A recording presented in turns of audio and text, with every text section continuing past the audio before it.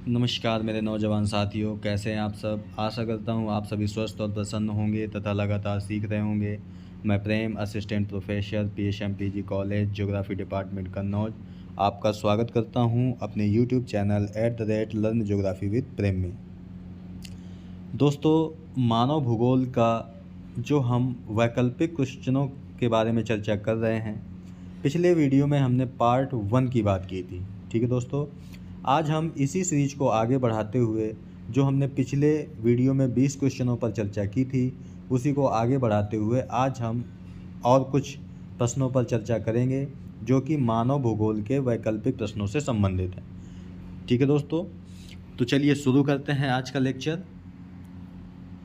और पहला क्वेश्चन है दोस्तों आपका कि निम्न में से कौन एक जनसंख्या परिवर्तन का कारक नहीं है। दोस्तों, जनसंख्या परिवर्तन का मतलब है कि एक निश्चित समय मान लीजिए कि हम ले लेते हैं 2010 से लेकर के 2020 तक। ठीक है, ये हमारा निश्चित समय है एक, जो कितना है 10 वर्ष का डिफरेंस है। तो इस 10 वर्ष में किसी क्षेत्र में जनसंख्या बढ़ी है कि घटी है या कोई परिवर्तन नहीं हुआ, यानी कि या तो प्लस हुई है यहाँ पर या माइनस हुई है या यहाँ पर कोई परिवर्तन नहीं हुआ, इसे हम कहते हैं जनसंख्या परिवर्तन। ठीक है, तो एक क्षेत्र में जनसंख्या में परिवर्तन कैसे हो सकता है, उसके लिए 3 फैक्टर होते हैं। एक तो प्रवास, यानी कि ए स्थान और बी स्थानों को लें तो ए स्थान की जनसंख्या यदि बी स्थान पर पहुंच जाए या बी स्थान की जनसंख्या ए स्थान पर पहुंच जाए तो यहाँ पर जनसंख्या में परिवर्तन हो जाएगा। ठीक है, तीसरा है आपका सी नंबर, यानी कि जन्म। ये मान लीजिए कि ए स्थान पर बहुत ज़्यादा बच्चों की जन्म हो जाए तो भी यहाँ पर परिवर्तन हो जाएगा। मृत्यु, यानी कि बहुत अधिक लोगों की मृत्यु हो जाए तब भी ए स्थान की जनसंख्या में परिवर्तन हो जाएगा। तो यानी कि जनसंख्या को, किसी स्थान की जनसंख्या को परिवर्तित करने वाले 3 कारक हैं: प्रवास, जन्म, मृत्यु, यानी कि आवास नहीं है। और पूछा क्या है कि कौन सा कारक नहीं है। दोस्तों, जब इस प्रकार के प्रश्न आते हैं तो आपको जैसे नहीं है, नहीं शब्द है, सत्य या असत्य शब्द हैं, इन शब्दों को पकड़ना होता है। ठीक है, तो इसका सही आंसर आपका बी नंबर है, यानी कि आवास जनसंख्या परिवर्तन का कारक नहीं है। ठीक है, इसके बाद दोस्तों अगला प्रश्न है आपका कि निम्न में से कौन सा एक विरल जनसंख्या वाला क्षेत्र नहीं है। विरल मतलब दोस्तों होता है कि कम जनसंख्या जहाँ पर पाई जाती है। ठीक है, तो यहाँ पे नहीं पूछा है उसने कि विरल जनसंख्या वाला क्षेत्र नहीं है, यानी कि किसी क्षेत्र में जनसंख्या जहाँ ज़्यादा रहती है ऐसा कौन सा क्षेत्र है। तो अगर आप इस चित्र को ध्यान से देखेंगे दोस्तों, तो मान लीजिए कि ये आपकी पृथ्वी है। तो ध्रुवीय प्रदेश आपको पता है कि उत्तरी ध्रुव और दक्षिणी ध्रुव, तो जाहिर सी बात है यहाँ पर जनसंख्या बहुत कम रहती है, यानी कि ये विरल क्षेत्र हैं। भूमध्य रेखीय प्रदेश आपका ये है, यहाँ पर गर्मी ज़्यादा होती है इसलिए यहाँ पर भी जनसंख्या कम पाई जाती है। इसके बाद है दक्षिण पूर्वी एशिया, यानी कि एशिया का जो दक्षिण पूर्वी भाग है यहाँ पर पता है आपको कि जनसंख्या बहुत ज़्यादा रहती है। जैसे आपको पता है Bangladesh, Myanmar, Thailand, Singapore, Indonesia, ये सब देश आते हैं और यहाँ पर जनसंख्या बहुत ज़्यादा पाई जाती है। ठीक है, इसके बाद है अगला क्वेश्चन है डी नंबर, अटाकामा। दोस्तों, अटाकामा जो एक मरुस्थल है एक प्रकार का, जो कि दक्षिण अमेरिका महाद्वीप के एक देश पड़ता है चिली में ये पाया जाता है। ठीक है, तो जाहिर सी बात है मरुस्थलों में भी जनसंख्या कम पाई जाएगी, यानी कि ये भी एक विरल क्षेत्र है। यानी कि 3 विरल क्षेत्र हैं आपके: ध्रुवीय प्रदेश, भूमध्य रेखीय प्रदेश और अटाकामा प्रदेश। लेकिन हमसे पूछा क्या गया है कि कौन विरल जनसंख्या वाला क्षेत्र नहीं है, तो आपका सही आंसर हो जाएगा दक्षिण पूर्वी एशिया। ठीक है, तो सी विकल्प सही है आपका। इसके बाद आपका तीसरा क्वेश्चन है, अगला क्वेश्चन है कि प्रतिकर्ष और अपकर्ष कारक उत्तरदायी है। ठीक है, प्रतिकर्ष का मतलब होता है दोस्तों कि मान लीजिए कि जैसे ये कोई क्षेत्र है, यहाँ की जनसंख्या जब दूर जाने लगती है तो उसे हम कहते हैं प्रतिकर्ष। ठीक है, और अपकर्ष का मतलब होता है जब अलग अलग स्थानों से जनसंख्या एक स्थान पर आने लगती है, जिसे हम कहते हैं अपकर्ष। ठीक है, तो पूछ रहा है कि प्रतिकर्ष और अपकर्ष कारक किस चीज़ के लिए उत्तरदायी है। ठीक है, तो इसके ऑप्शन हैं आपके प्रवास के लिए, भूमि के निम्नीकरण के लिए, वायु प्रदूषण के लिए, या गंदी बस्तियों के लिए। ठीक है, तो जो अपकर्ष और प्रतिकर्ष शब्दों का प्रयोग किया जाता है वो दोस्तों प्रवास के लिए किया जाता है। ठीक है, तो इसे आपको याद रखना है। तो ए विकल्प सही है आपका। इसके बाद है आपका चौथा क्वेश्चन, विनाश निम्नलिखित में से किस भौगोलिक अवधारणा से संबंधित है। यानी ऐसी कौन सी अवधारणा थी जिसने मानव, या कह सकते हैं कि जिस विचारधारा को लेकर मानव ने प्रकृति का अधिक विनाश किया है। ठीक है, ऑप्शन है आपके नियतिवाद, संभववाद, नवनियतिवाद। तो दोस्तों नियतिवाद इसे रैटजिल महोदय ने दिया था, संभववाद इसे ब्लाश महोदय ने दिया था, नवनियतिवाद इसे टेलर महोदय ने दिया था। ठीक है, तो इसमें उन्होंने क्या बताया था, नियतिवाद में बताया गया था कि मानव के सभी कार्य प्रकृति के द्वारा निर्धारित होते हैं, यानी कि प्रकृति सर्वोच्च होती है।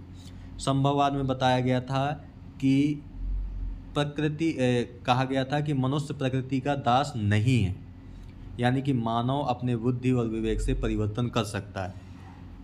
ठीक है, नवनियतिवाद में बताया गया था कि मानव प्रकृति के साथ मिल करके अगर वो आगे बढ़े तो अपना विकास कर सकता है, यानी प्रकृति का प्रभाव कहीं ना कहीं मनुष्य के कार्यों में बना ही रहता है। ठीक है, तो अब आप समझ गए होंगे कौन सी विचारधारा हो सकती है। तो संभववाद विचारधारा ने विनाश को प्रोत्साहित किया था। तो आपका विकल्प नंबर 2 सही है। इसके बाद पांचवा क्वेश्चन है दोस्तों कि निम्नलिखित में से कौन से एक महाद्वीप में जनसंख्या वृद्धि सर्वाधिक रही। ठीक है, यानी कौन सा ऐसा महाद्वीप है जहां पर जनसंख्या की वृद्धि लगातार होती रही। ठीक है, एशिया, अफ्रीका, दक्षिण अमेरिका और उत्तरी अमेरिका। तो आपको भी पता है कि जनसंख्या के मामले में जो एशिया है वो आपका पहले नंबर पर आता है। ठीक है, जनसंख्या में एशिया पहले नंबर पर है, दूसरे नंबर पर आपका अफ्रीका है, तीसरे नंबर पर आपका उत्तरी अमेरिका है और चौथे नंबर पर आपका दक्षिणी अमेरिका है। ठीक है, तो आपको ये याद रखना है। तो सबसे ज़्यादा जनसंख्या वृद्धि हुई है तो वो एशिया में हुई है। अगला क्वेश्चन है दोस्तों आपका कि किस वर्ष विश्व की मानव जनसंख्या 6 अरब हो गई थी। ठीक है, 1750 में, 1975 में, 1830 में या 1999 में। तो जो विश्व की जनसंख्या है दोस्तों 1999 में 7 अरब हो गई थी। आज के समय में जो विश्व की जनसंख्या है वो 8 अरब से भी ऊपर है। ठीक है, तो ये आपको याद रखना है। इसके बाद दोस्तों 7वां क्वेश्चन है कि किस द्वीप में सर्वाधिक जनसंख्या घनत्व पाया जाता है।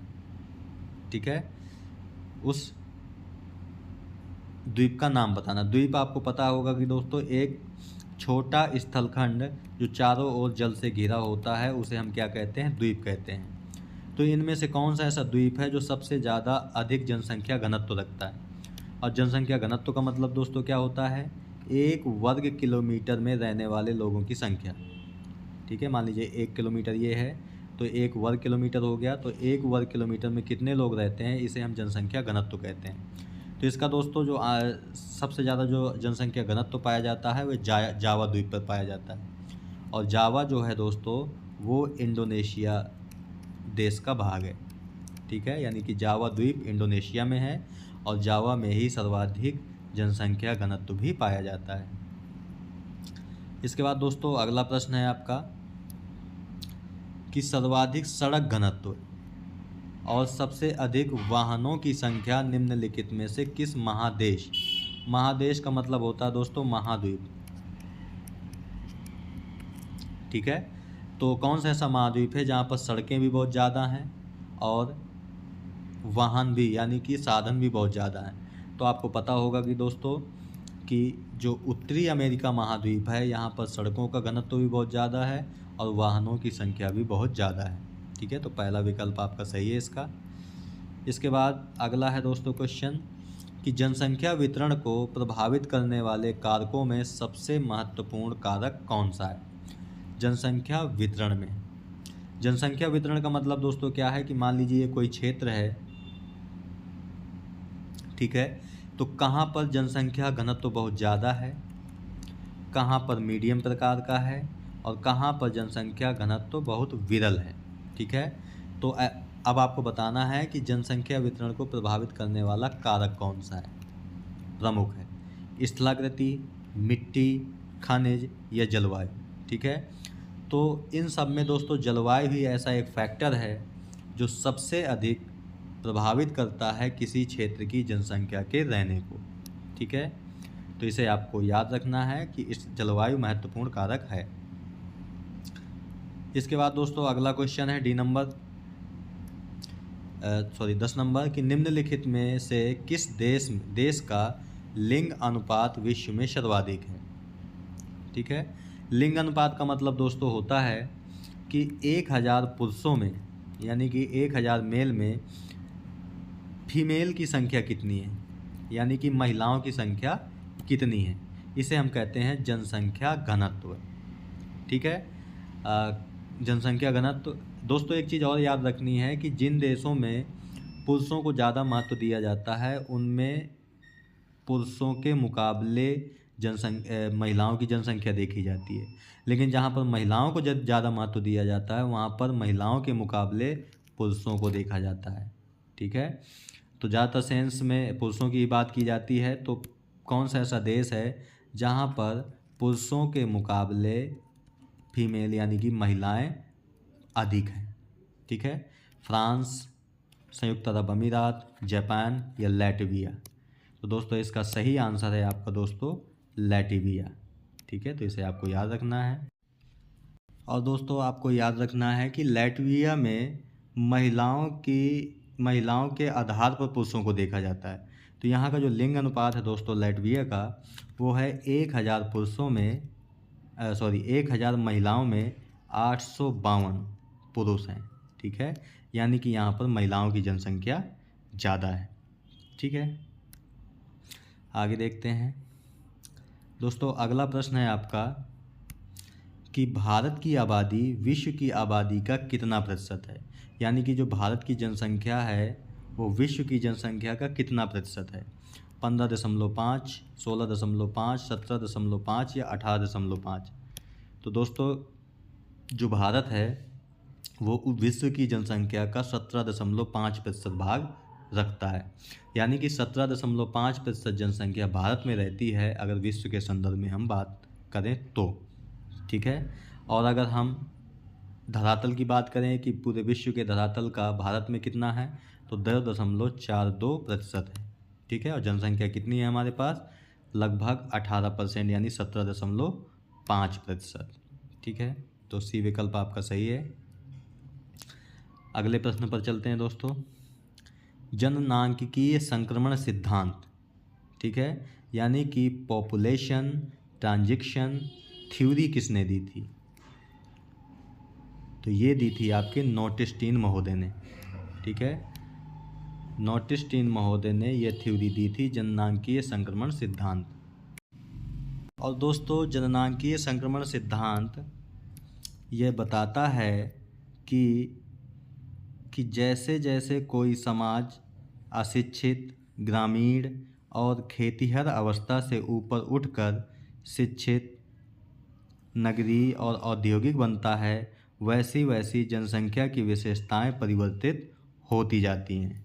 ठीक है, तो ये कौन सा सिद्धांत बनाता है, जनसंख्या संक्रमण सिद्धांत। और एक चीज़ आपको और याद रखनी है कि जनसंख्या संक्रमण सिद्धांत सबसे पहले W.S. थॉम्पसन ने 1929 में इसे प्रस्तुत किया था। ठीक है, लेकिन अगर आपसे कोई पूछे कि जनसंख्या संक्रमण सिद्धांत किसने दिया था तो नोटिस्टीन महोदय ने दिया था 1945 में। ठीक है, तो ये आपको याद रखना है। ठीक है, और किन महाद्वीपों का अध्ययन करके दिया था, तो इन महाद्वीपों का नाम भी आपको याद रखना है। एक तो यूरोप, दूसरा है आपका यूएसए यानी कि अमेरिका, और इसके बाद है आपका एएस यानी कि ऑस्ट्रेलिया। यानी यूरोप, यूएसए और ऑस्ट्रेलिया की जनसंख्या का अध्ययन करके जनसंख्या संक्रमण सिद्धांत दिया था नोटेस्टीन महोदय ने। ठीक है, तो विकल्प आपका इसका सी सही है। इसके बाद अगला क्वेश्चन देखते हैं कि निम्न में से कौन सघन जनसंख्या वाला क्षेत्र है। सघन जनसंख्या का मतलब दोस्तों ये है, हमने आपको बताया कि जहाँ पर जनसंख्या बहुत ज़्यादा रहती है उसे हम सघन जनसंख्या क्षेत्र कहते हैं। तो कौन सा क्षेत्र हो सकता है?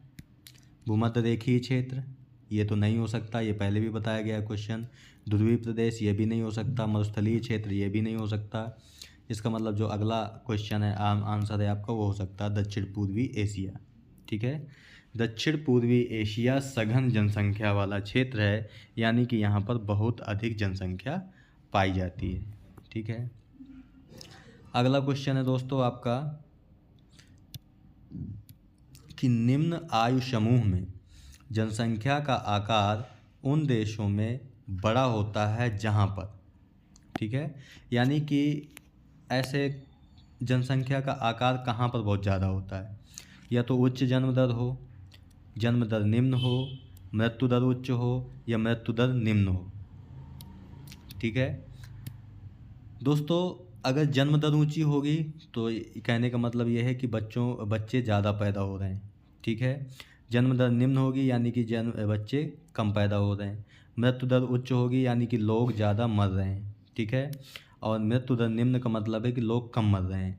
तो जनसंख्या का आकार उन देशों में ज़्यादा होता है जहाँ पर मृत्यु कम हो जाती है। ठीक है, अब आपका ये हो सकता है क्वेश्चन कि सर जन्म दर भी अगर उच्च होगी तब भी तो जनसंख्या ज़्यादा होगी, लेकिन मान लीजिए पैदा बहुत ज़्यादा हों लेकिन मरते भी जाएं तो जनसंख्या का आकार ज़्यादा नहीं हो सकता। लेकिन अगर जन्म दर कम हो लेकिन मृत्यु दर कम हो जाए तो जनसंख्या का आकार बहुत ज़्यादा हो जाएगा। तो आपका डी नंबर विकल्प सही है। इसके बाद दोस्तों अगला क्वेश्चन है आपका कि 2011 की जनगणना के अनुसार भारत का जनसंख्या घनत्व कितना था।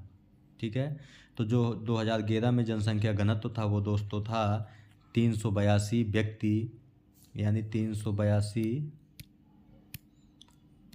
पर्सन पर किलोमीटर स्क्वायर। ठीक है, यानी कि भारत में 2011 की जनगणना के अनुसार 1 किलोमीटर में कितने लोग रह रहे थे, तो 382। ठीक है, तो ये आपको याद रखना है। चलो, तो सी विकल्प सही है इसका। दोस्तों अगला क्वेश्चन है आपका कि निम्नलिखित में से कौन एक प्रतिकार्य कारक नहीं है। दोस्तों यहाँ पे प्रतिकार्य नहीं होगा, प्रतिकर्ष होगा। ठीक है, प्रतिकर्ष का मतलब दोस्तों बताया है कि किसी क्षेत्र से जब जनसंख्या दूर जाने लगती है, ठीक है, दूर जाने लगती है तो इसके लिए जो कारक काम करता है उसे हम प्रतिकर्ष कारक कहते हैं। तो अब आपको बताना है कि विकल्प में कौन सा ऐसा प्रतिकर्ष कारक नहीं है। जल अभाव, जाहिर सी बात है कि मान लीजिए ये क्षेत्र है, यहाँ पर जल अभाव हो जाए यानी जल की कमी, तो लोग यहाँ से दूर जाएंगे, तो जाहिर सी बात है ये प्रतिकर्ष कारक है। बेरोजगारी, अगर यहाँ पर बेरोजगारी होगी तब भी लोग दूर जाएंगे, ये भी प्रतिकर्ष है। महामारी आएगी तब भी लोग यहाँ से जाएंगे, तो ये भी प्रतिकर्ष कारक है। लेकिन अगर चिकित्सा सुविधाओं में वृद्धि होगी तो यहाँ से लोग जाएंगे नहीं, जबकि यहाँ पर आएंगे लोग। ठीक है, तो आपका सही विकल्प है बी नंबर। इसके बाद दोस्तों अगला क्वेश्चन है आपका कि सबसे अधिक जनसंख्या वाला महाद्वीप कौन सा है। तो अभी आपको ऊपर भी बताया था कि एशिया महाद्वीप सबसे अधिक जनसंख्या वाला है, यानी पहले नंबर पर आपका एशिया आता है, दूसरे नंबर पर आपका अफ्रीका आता है, तीसरे नंबर पर आपका यूरोप आता है, चौथे नंबर पर आपका उत्तरी अमेरिका, पाँचवें नंबर पर आपका दक्षिण अमेरिका और छठवें नंबर पर ऑस्ट्रेलिया आता है। तो ये क्रम भी आपको याद रखना है। ठीक है, यानी कि जनसंख्या के अनुसार महाद्वीपों का क्रम इस प्रकार है। पहले नंबर पर एशिया, दूसरे पर है आपका अफ्रीका यानी AF, फिर यूरोप यानी E, चौथे नंबर पर है आपका उत्तरी अमेरिका यानी कि नॉर्थ अमेरिका चौथे नंबर पर है, और साउथ अमेरिका पाँचवें नंबर पर है, ऑस्ट्रेलिया आपका छठवें नंबर पर है, और अंटार्कटिका में आपकी जनसंख्या नहीं रहती। ठीक है, तो ये आपको याद रखना है। एशिया सबसे अधिक जनसंख्या वाला महाद्वीप है। इसके बाद अगला क्वेश्चन है दोस्तों कि निम्नलिखित में से कौन एक सत्य नहीं है। दोस्तों जब इस प्रकार के प्रश्न आते हैं तो इसमें आपको नहीं पकड़ लेना चाहिए शब्द को, कि विगत 500 वर्षों में मानव जनसंख्या 10 गुना से अधिक बढ़ गई है। ये सत्य बात है। विश्व जनसंख्या में प्रतिवर्ष 8 करोड़ लोग जुड़ जाते हैं। ये भी सत्य है दोस्तों। 5 अरब से 6 अरब तक बढ़ने में जनसंख्या को 100 वर्ष लग गए।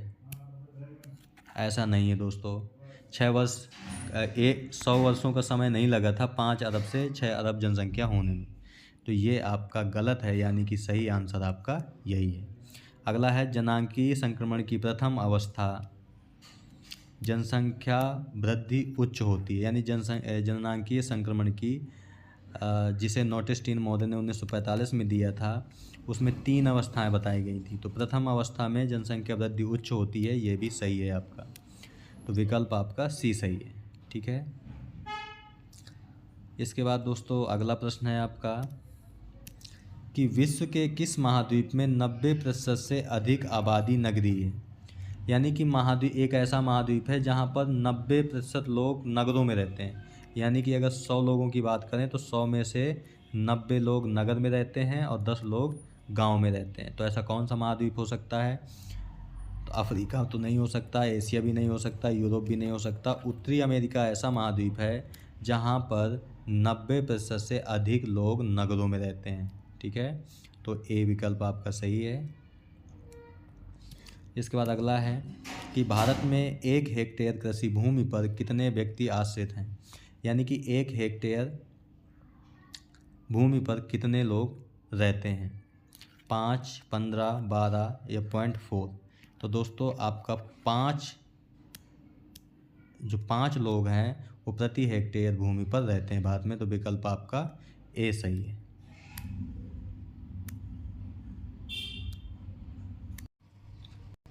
तो ठीक है दोस्तों, आज हम यहीं तक बात करते हैं। ठीक है, यह मानव भूगोल के वह बहुविकल्पीय प्रश्नों का पार्ट 2 है। ठीक है, इसमें हमने 15 से 20 क्वेश्चनों पर चर्चा की है, उसका एक्सप्लेनेशन भी दिया है। तो इसे आप ध्यान से देखिए और नोट भी करते चले जाइए। आने वाले एग्ज़ाम में आपके लिए ये मदद करेगा। ठीक है, जो दोस्तों PDF होगा, PDF आपको वीडियो के डिस्क्रिप्शन बॉक्स में उसका लिंक मिल जाएगा, और वीडियो के पहले कमेंट में भी उस PDF का लिंक मिल जाएगा, जहाँ से डाउनलोड करके आराम से आप पढ़ सकते हैं। ठीक है, तो मिलते हैं आपसे नेक्स्ट वीडियो में अगले पार्ट के साथ, कुछ और मानव भूगोल के वैकल्पिक प्रश्नों के साथ। तब तक के लिए नमस्कार। आप प्रसन्न रहिए, खुश रहिए, मुस्कुराते रहिए और लगातार सीखते रहिए, कभी अपने लिए तो कभी अपनों के लिए। धन्यवाद। जय हिंद दोस्तों।